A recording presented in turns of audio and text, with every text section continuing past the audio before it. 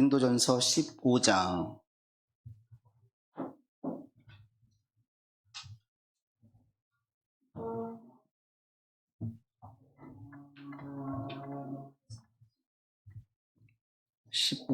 12절로부터 19절까지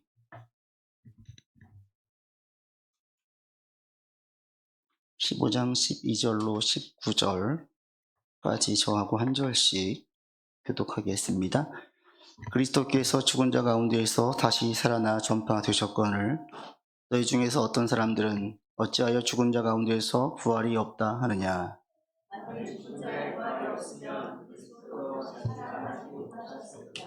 그리스도께서 만일 다시 살아나지 못하셨으면 우리가 전파하는 것도 헛것이요 또 너희 믿음도 헛것이며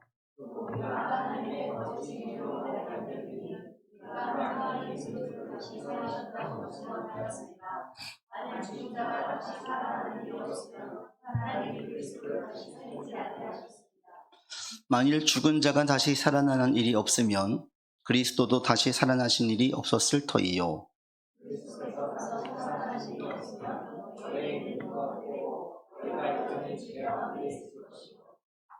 또한 그리스도 안에서 잠자는 자도 망하였으리니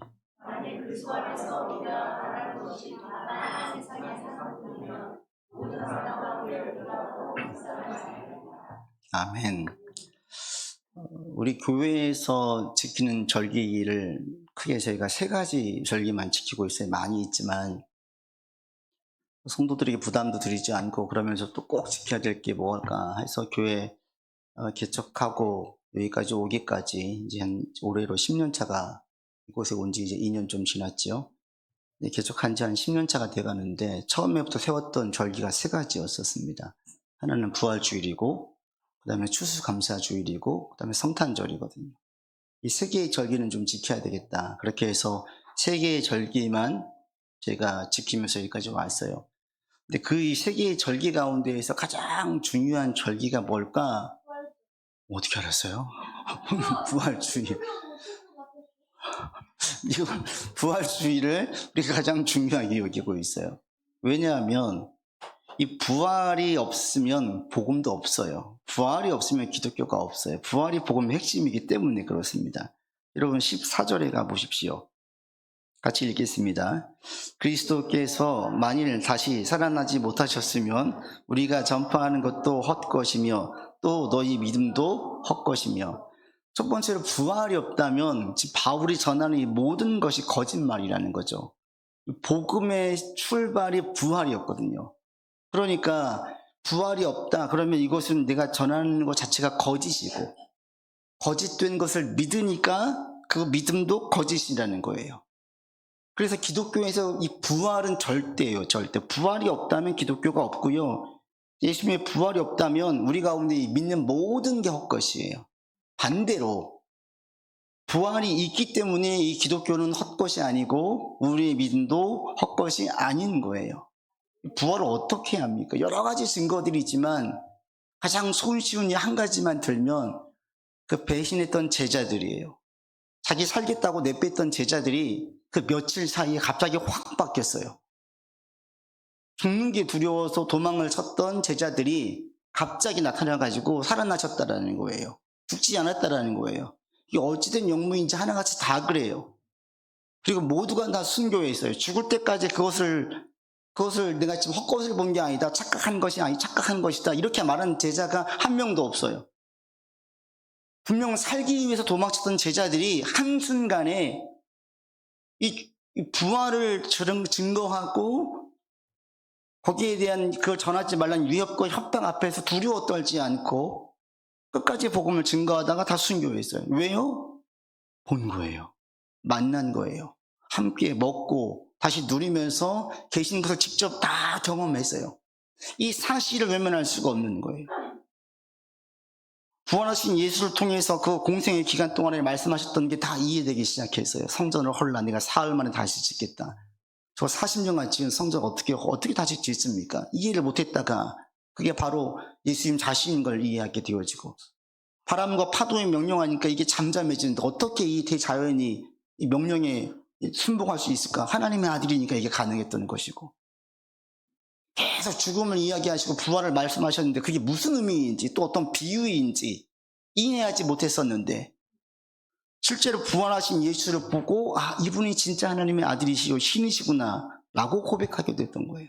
그래서 그들은 목숨을 내놓고 살았어요. 여러분, 이 시간 예수가 그리스도이심을 분명하게 고백하기를 바랍니다. 우리는 위대한 뛰어난 성인을 믿는 게 아니에요. 흠이 없는 종교를 믿는 게 아니에요. 하나님의 아들 신을 믿는 거예요. 하나님의 아들이신 예수 그리스도가 우리가 유일하게 의지할 수 있는 분임을 분명하게 믿고 나가는 거예요.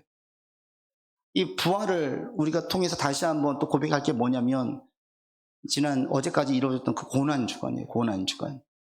주님의 고난, 십자가의 죽음이 우리 가운데 왜 절망과 탄식과 아픔이 아니에요? 부활이 있기 때문에 그래요.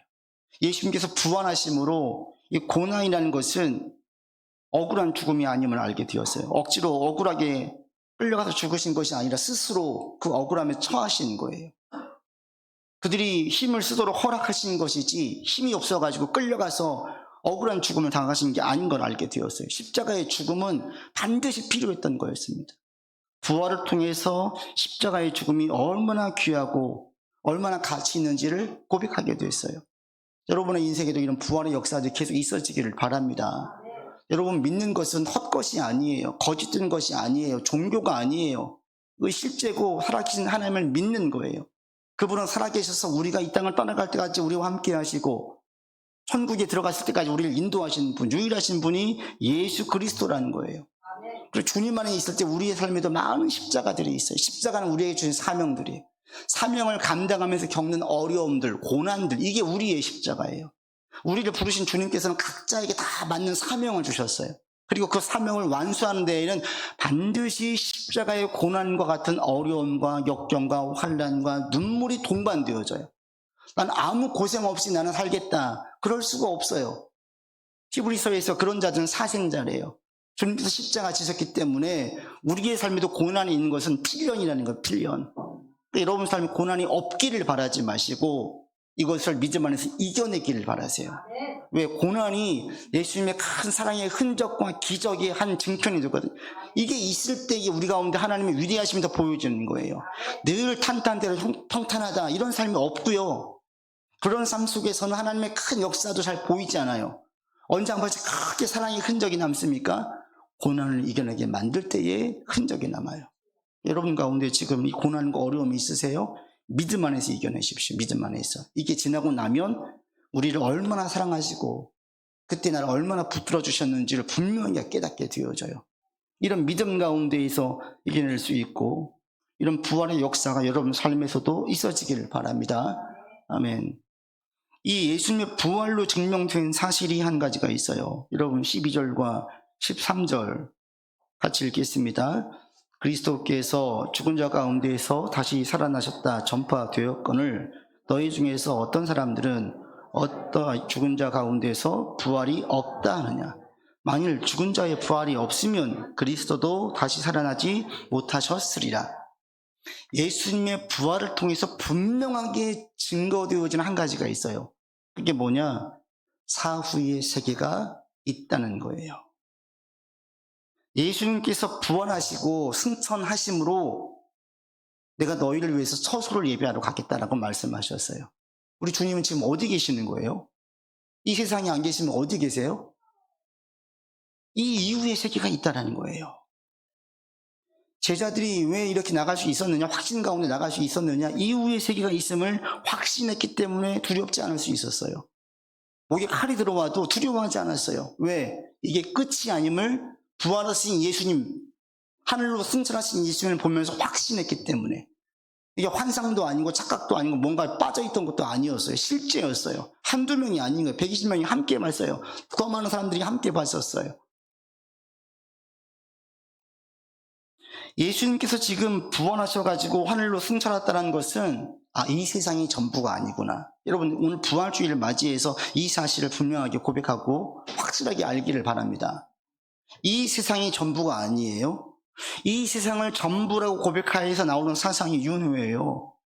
불교와 힌두교에서 윤회를 얘기하는데 약간의 거기에 차이가 있긴 하지만 분명한 것은 그들이 생각하는 세상은 이 여기가 전부예요. 여기가. 이 세상을 한계 지어서 여기에서의 사상을 이야기해요. 그런데 예수님의 부활을 통해서 우리에게 확실하게 알려진 것 한 가지는 이 세상이 전부가 아니다. 이게 끝이 아니다. 이후의 세계가 있다. 이거 확신하는 거예요. 바울도 오늘 본문에서 이런 고백을 하잖아요. 확신하는 거예요. 바울이 어떻게 확신합니까? 바울은 공생의 기간 동안 예수님과 함께하지 않았어요. 죽음도 보지 못했어요. 그런데 바울이 얘기해요. 나는 부활하신 예수님을 보았다라는 거예요. 그뿐 아니에요. 이 고린도 후서에 가면 바울이 천국에 다녀왔음을 고백을 해요. 자기라고 표현하진 않죠. 셋째 하늘에 이끌려간 자를 내가 알고 있다고 얘기를 해요. 근데 그 셋째 하늘에 이끌려간 자가 몸 안에 있었는지 몸 밖에 있었는지 나는 모르거든요. 하나님 아신다라고 얘기해서 그게 바울 자신임을 얘기를 해요. 바울이 천국에 다녀왔어요. 이게 지금 몸을 안에 있었는지 몸 밖에 있었는지 본인도 모를 정도로 그 영혼이 천국에 다녀온 거예요. 천국을 다녀온 바울은 확신을 하게 된 거예요. 이 세상이 전부가 아니구나. 이 확신이 바울로 하여금 완전히 주님께 전념하고 계속 정진해서 달려가게 만들었던 것입니다. 여러분, 오늘 부활주의를 맞이해서 우리가 한 가지 분명하게 아셔야 되는 것은 이 땅이 전부가 아니라는 거예요. 이 땅은 잘해야 70년, 80년 살다가 떠나가는 곳이에요. 그리고 이 땅이 아닌 영원히 거할 천국이 있다라고 주님께서 분명하게 말씀하십니다. 이 시간 여러분의 시야가 넓혀지기를 바랍니다. 멀리 볼 수 있기를 바랍니다. 여기에서만 전전긍긍 하지 마세요. 잘해봐야 70년, 80년 살고 나면 이 세상은 끝나는 거예요. 죽음 이후의 세계가 있다라고 여기는 것과 있음을 아는 것과 모르는 것엔 큰 차이가 있어요. 이 세상이 전부라고 여기는 사람들은 여기서 끝장을 봐야 돼요. 여기서 뭔가를 해야 되는 거예요. 못하면 억울한 거예요. 그리고 이런 사람들은 자기의 뜻이 가장 중요해요. 내 뜻을 이루는 게 제일 중요해요. 내 뜻이 성취되는 게 제일 중요해요. 그런데 죽음 이후의 세계가 있음을 분명하게 아는 사람들, 믿는 사람들은 여기서 끝장 보려고 하지 않아요. 여기는 과정, 단계, 천국으로 갈 수 있는 그 과정이지 이게 전부가 아니에요. 그러니까 여기서 끝장을 보지 못하면 아쉬울 수는 있어도 내가 막 계획을 세웠는데 이게 다 안 됐어요. 아쉬울 수 있지요. 좀 속상할 수도 있지요. 그렇지만 마음의 여유가 있어요. 괜찮다는 거예요. 괜찮다. 조금 하다가 완성되지 못하면 그냥 두고 가면 되는 거예요. 이런 마음이 있어요. 그리고 이런 자들에게는 하나님의 뜻이 더 중요해요. 내 뜻이 중요하지 않아요. 여러분, 사후의 세계가 있음을 분명하게 고백하시기를 바랍니다. 믿으십니까? 이게 정수대로, 이게 매우 중요합니다. 이 세상은 점점점 이걸 희미하게 만들어요. 여기서 많은 이루라고, 누리라고 계속 이야기해요. 그런데 그렇지 않습니다. 우리는 계속해서 믿음의 눈을 들어서 저기를 바라보라고 만들지 여기에만 주목하라고 이야기하지 않아요. 우리 아이가 셋인데 한 아이가 오늘 물어봐요, 저한테. 근데 아빠, 하나님이 안 계시면 어떡해? 내가 계신 줄 알았는데 죽었어. 하나님 안 계시면 어떡해? 여러분, 일리 있는 질문 아니에요? 여러분 지금 믿고 갔어요. 근데 갑자기 죽었더니 안 계시는 거야. 거짓말이었어. 이거 심각한 거 아니에요? 제가 이거 대단히 흥미롭고 재미있는 질문이어서 아빠가 얘기했잖아. 아빠가 하나의 음성 들었다고 얘기했잖아. 그리고 신앙생활 하다 보면 분명하게 알게 돼. 제가 비유를 들어서 공기 비유를 들었어요. 공기는 볼 수 없고 만질 수 없지만 우리가 살면서 모두 다 느끼고 있지, 신앙생활 하는 사람들은 살다 보면 하나님의 살아계심을 다 느끼게 돼. 의심을 할 수가 없어. 할 수 없는 많은 경험들을 하게 되어져. 이렇게 얘기를 제가 했었어요. 우리가 살면서 하나님 안에 있을 때 이 살아계심을 계속 경험하게 만들어. 여러분 지금까지 살면서 하나님의 살아계심을 한 번도 경험하지 못했다면 내 신앙을 진짜 진지하게 돌아보셔야 돼요. 왜냐하면 내가 하나님을 저기 골방에 처박아 놓고 내 혼자 살았던 거예요. 우리 하나님은 전능하신 분인데 그 전능하심을 한 번도 이용하지 않았어요. 한 번도 경험하지 않았어요. 늘 자기 혼자 있었어요. 그럼 하나님은 무슨 필요가 있습니까? 하나님은 우리의 삶에 들어오시기를 원하시고요, 우리의 삶에서 역사하기를 원하세요. 도와주기를 원하세요. 선한 길로 이끄시기를 원하세요. 이 하나님이에요. 그래서 신앙생활을 하는 분들은 모두 다 이런 경험이 있어요. 체험이 있어요. 이게 없는 분은 없어요. 없다라는 것은 지금부터라도 여러분 자꾸 내어놓고 주님께 묻고 내 뜻 자꾸 고집하지 마시고 주님의 뜻을 물으면서 나아가 보십시오. 경험하지 않을 수가 없어요. 하나님의 살아계심의 경험들, 예수 그리스도 살아계심의 경험들이 여러분 가운데 많아지기를 바랍니다. 그래서 해를 거듭할수록 우리가 아까 찬양했던 것처럼 주님 믿는 게 왜 이렇게 귀하고 왜 이렇게 감사한지 이게 그냥 계속 좀 우리 가운데 절감됐으면 좋겠어요. 정말 맞다. 정말 맞다.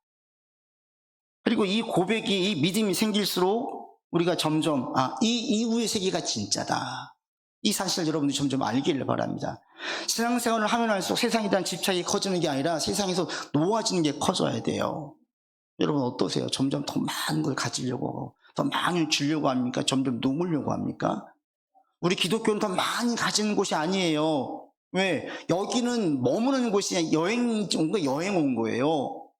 여행 여러분 갈 때 막 다리발을 다 싸가지고 갑니까? 집에 갈 때 되면 더 정리하는 거예요. 필요한 것만 챙기는 거예요. 우리의 신앙도 마찬가지예요. 해를 거듭할수록 더 많은 것을 쌓아놓는 우리의 삶이 아니라 점점 비우는 거예요. 여러분 가운데 이런 고백들이 있어지기를 바랍니다. 우리는 모두 죽지만 절대 죽지 않습니다. 죽음이 끝이 아니라 새로운 시작의 출발입니다. 이 사실을 절대 놓치지 않기를 바랍니다. 이 믿음이 있는 분들, 부활이 있음을 확실하게 알고 사후세계가 있음을 확실하게 아는 분들의 그 반응이 한 가지 있습니다. 여러분 19절 보십시오. 19절 같이 읽겠습니다. 만일 그리스도 안에서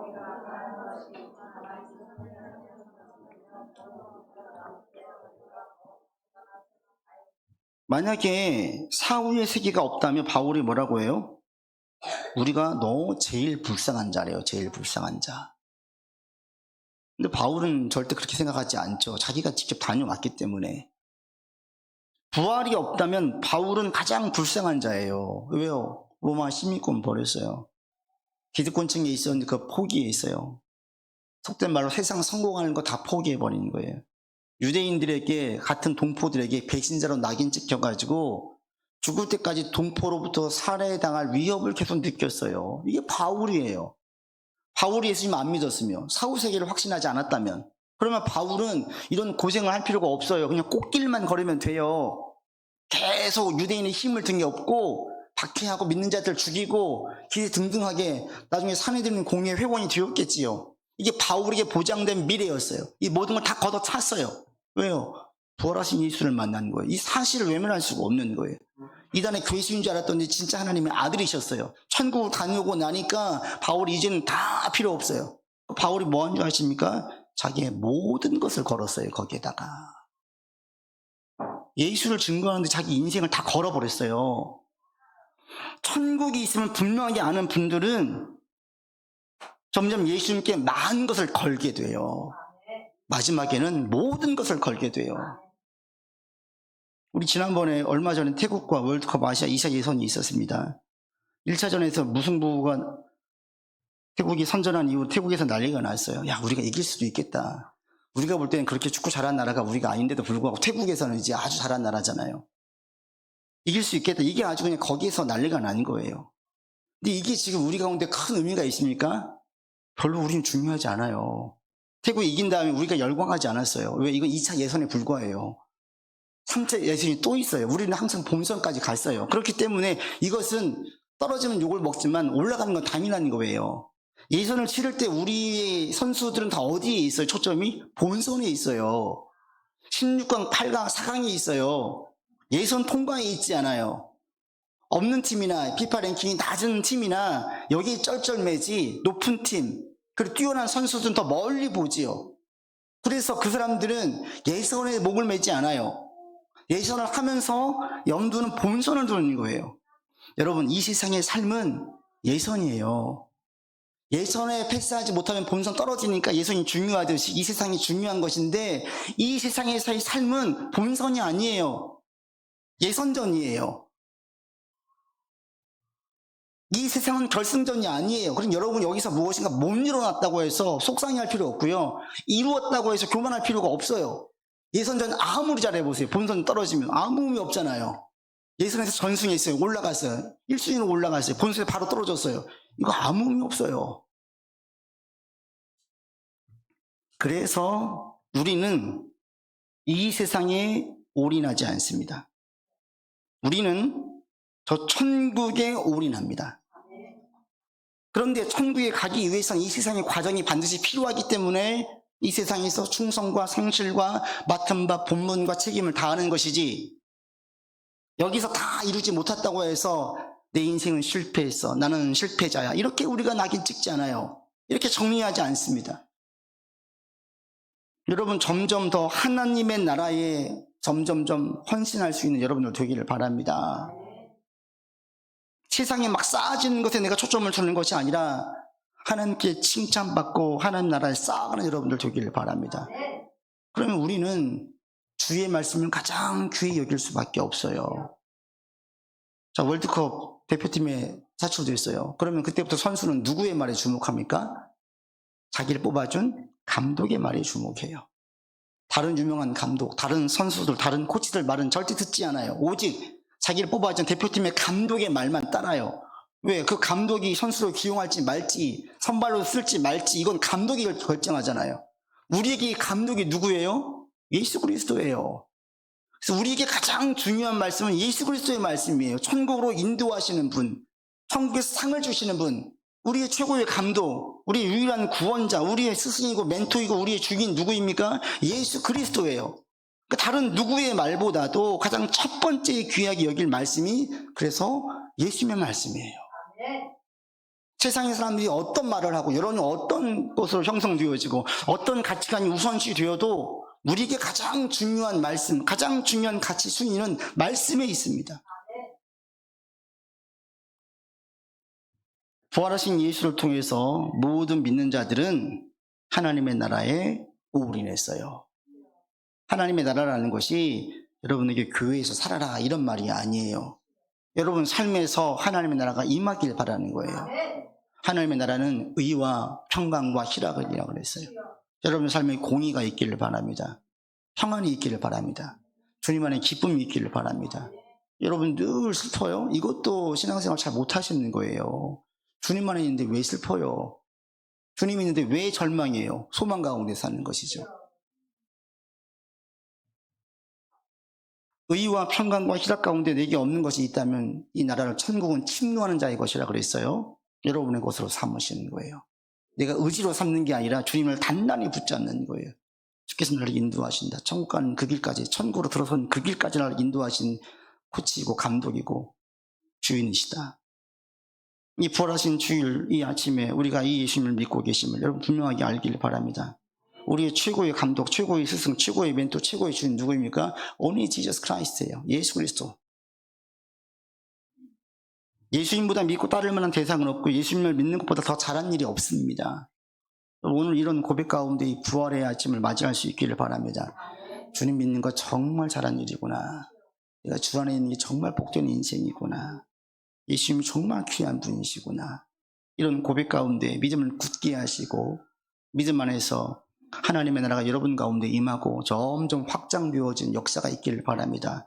천국에 대한 소망이 커지고 세상에 대한 집착이 점점 줄어드는 여러분의 삶이 되기를 바랍니다. 기도하십시다. 우리 주님께서 죽지 아니하시고 부활하셨습니다. 주님의 부활을 통하여서 사후의 세계가 있음을 분명히 보게 하셨습니다. 그리고 이 사실을 분명히 아는 모든 자들은 공통되게 이곳에 올인하였습니다. 하나님, 우리가 올인할 인생이 무엇입니까? 올인할 대상이 무엇입니까? 오직 예수 그리스도 뿐이고 우리가 가장 힘쓸 것은 하나님의 나라가 우리 가운데, 우리 가정 가운데, 이 나라 이민족 가운데에 임하는 것입니다. 하나님, 주님의 나라가 임하는 우리의 삶이 되게 도와주시고 의와 평강과 희락에 넘치는 삶이 되게 인도하여 주시옵소서. 부활하신 예수 그리스도를 찬양합니다. 예수님만이 우리의 감독이시고 우리의 주인이심을 고백합니다. 감사드리며 예수 그리스도 이름으로 기도드립니다. 아멘.